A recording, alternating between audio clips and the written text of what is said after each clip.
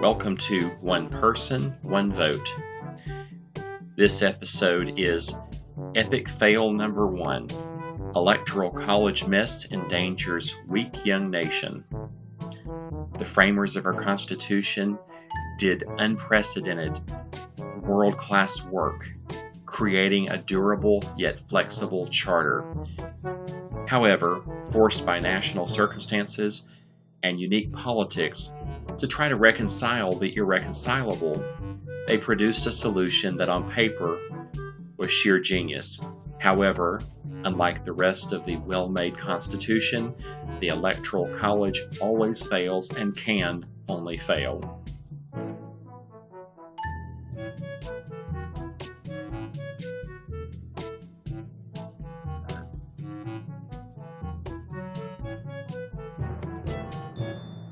All right, so you see the language that originally establishes the Electoral College comes from Article 2, Section 1 of the U.S. Constitution.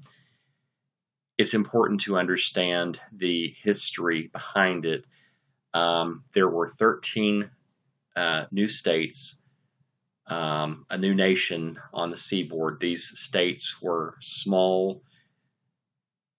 Population overall was low. Population in the South was quite low. Communications were poor.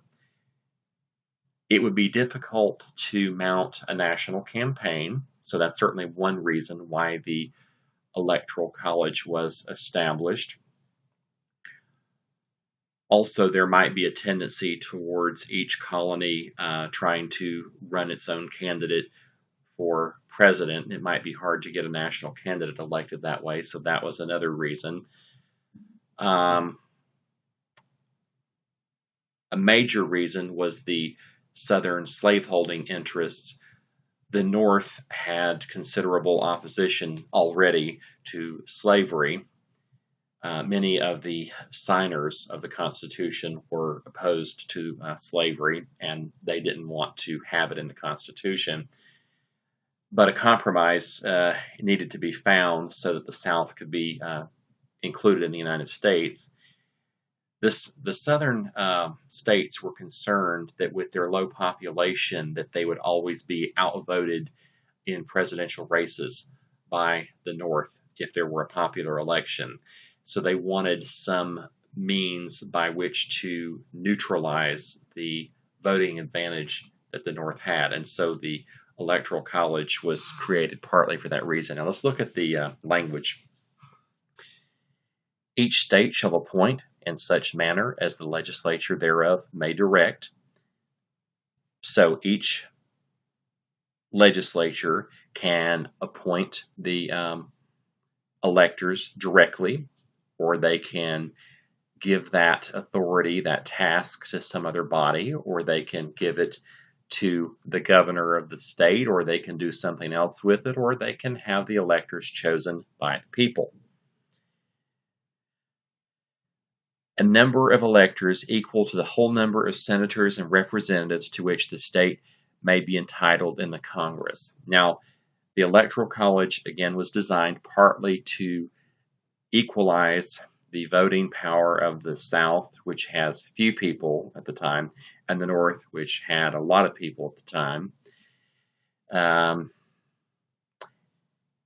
In the Senate, and I don't have a problem with this aspect of our government, but in the Senate, each state, and I'll use kind of a stupid example here, but if one state has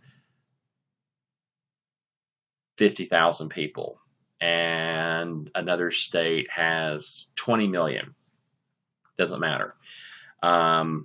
They each get 2 senators.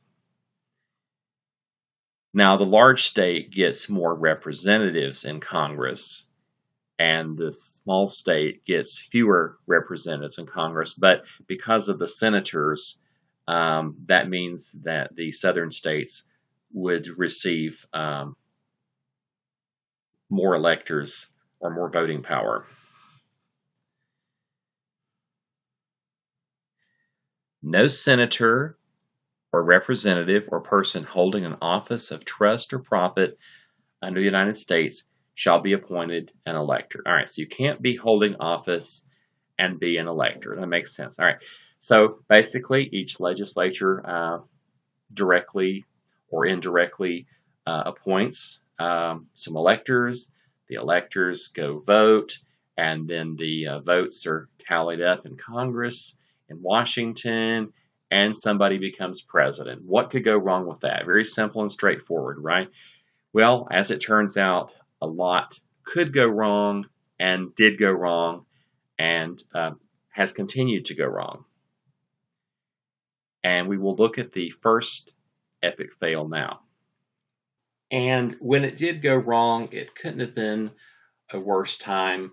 Go look it up, but there were a lot of international things going on, and the United States did not need to be involved in a dispute as to who was going to become the next president. This was in the election of 1800.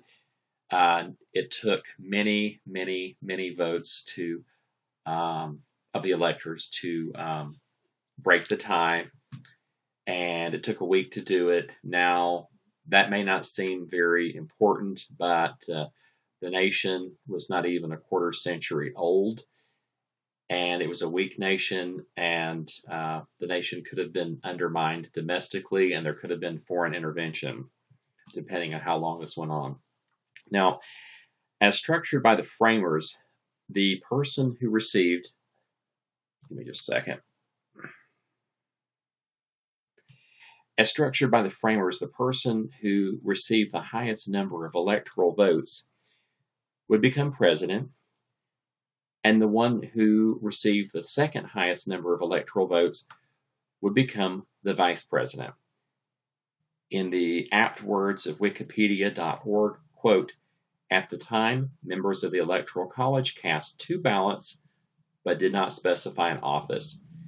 The first place finisher overall became president and the runner-up vice president.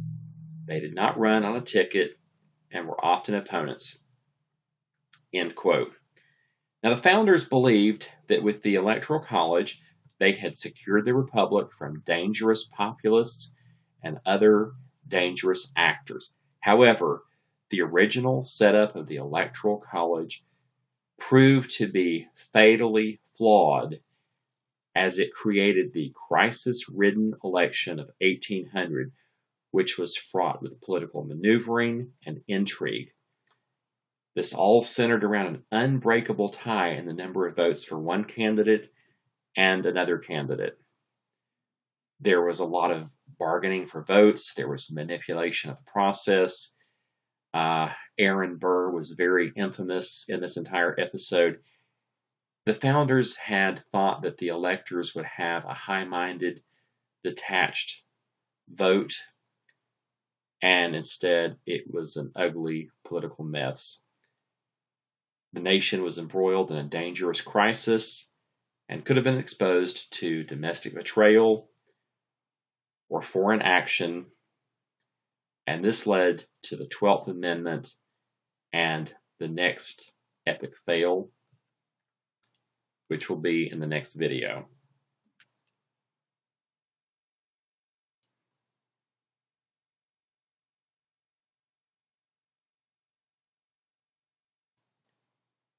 Thanks for liking, subscribing, and sharing One Person, One Vote.